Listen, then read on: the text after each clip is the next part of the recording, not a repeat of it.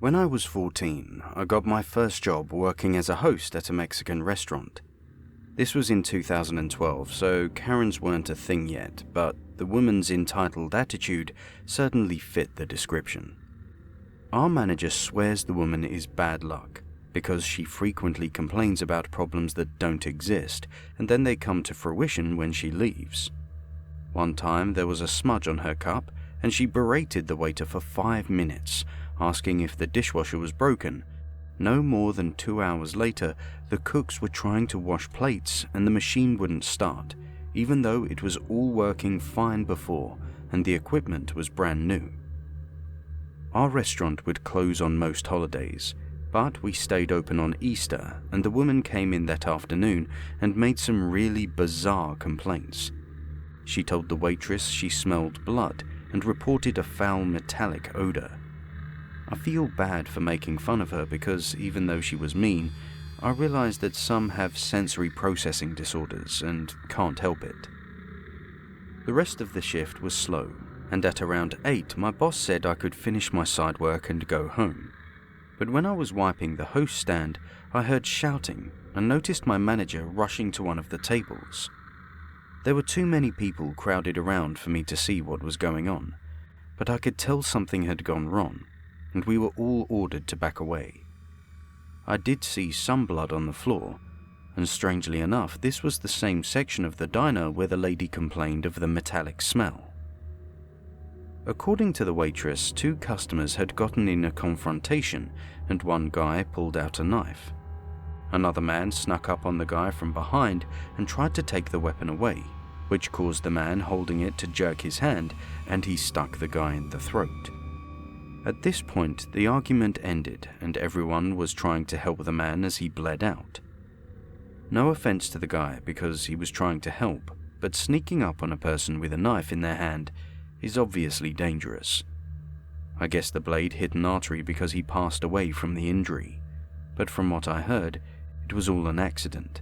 Yet the gash being as deep as it was, it's hard to believe that this wasn't done with any force.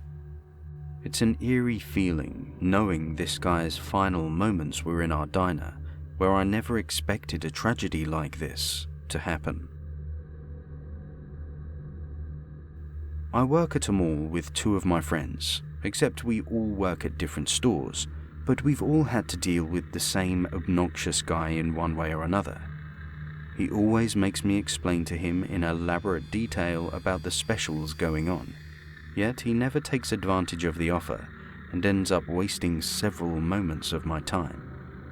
Not to sound self-absorbed, but I suspect that he comes in just to chat with me, even though he's easily twice my age. I've never felt threatened in our interactions, and the guy seems mostly harmless. But according to my co-worker, he only comes in when I'm working. She said he stopped in once when I wasn't there, and he left in a matter of seconds. Yet when I'm around, he's eager to know about our sales and new products.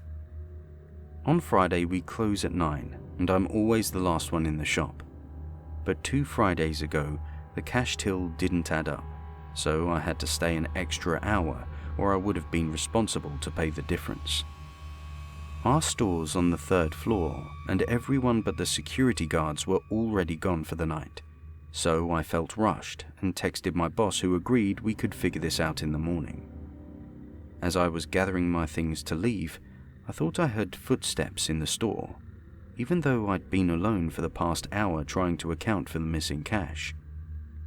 That's when I noticed a pair of feet behind one of the shelves, wearing what appeared to be camo hunting boots. I kept my distance and calmly left to avoid provoking whoever it was. I notified security, but they couldn't find anyone on the floor, so I ended up going home.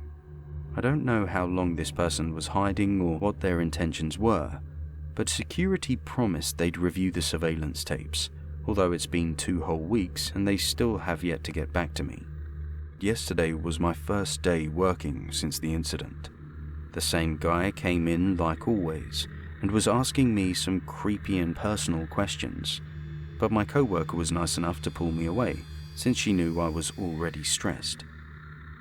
The guy continued browsing around, and that's when something caught my eye. He was wearing a pair of camo boots that looked identical to the pair I saw on Friday.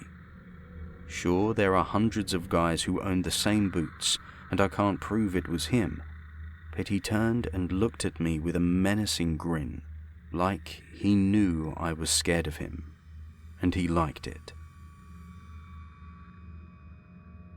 My friend's mum used to drive us to soccer practice after school, since me and her son were on a team together and they lived right by the community centre. For the purpose of this story, I'll call her Karen, since I can't remember her actual name. She was a pretty aggressive driver, even though her own driving was somewhat careless, and at one time she picked a fight with a vehicle in front of us because they stopped at a red traffic signal. Usually, it's perfectly legal to take a right turn at a red light, but in this specific incident, there was a sign there that said "No turn on red." Apparently, Karen didn't see the sign because she started honking like a mad person at the Hyundai in front of us. This person wasn't intimidated by Karen's honking, and they sat at the light until it turned green. So when we finally started going, Karen speeds up to pass them, and then she cuts the person off while flipping the bird in the rearview mirror.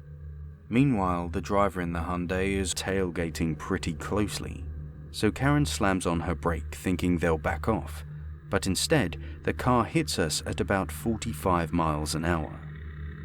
We pulled to the side of the road, and the person who hit us stopped about 20 feet behind. Suddenly, a woman gets out of the other car and approaches Karen's window, which was wide open. Before Karen could react, the woman reaches inside and physically drags her out of the car. The lady had to have been 200 pounds of muscle. At this point, I'm in a panic, and I'm on the phone with the police who are doing their best to calm me down, assuring that help is on the way. Other drivers noticed the altercation and pulled over to help, but I hid my face underneath the seat because I couldn't bear to watch them fight. I heard a voice from outside of the car pleading, "Please, don't do this, you're killing her." My friend returned to the car, and his face was white as a ghost. He didn't say a word, but he sat next to me, and I could see how shaken up he was. The whole thing was pretty surreal, and Karen had to be rushed to the hospital. I won't go into the gory details, but she had a bite wound on her cheek that was so deep that it left a permanent scar, despite her efforts to treat it with plastic surgery. I feel awful for my friend who witnessed his mum get brutally attacked, but she was sentenced to mandatory anger management, so hopefully she learned a lesson from this.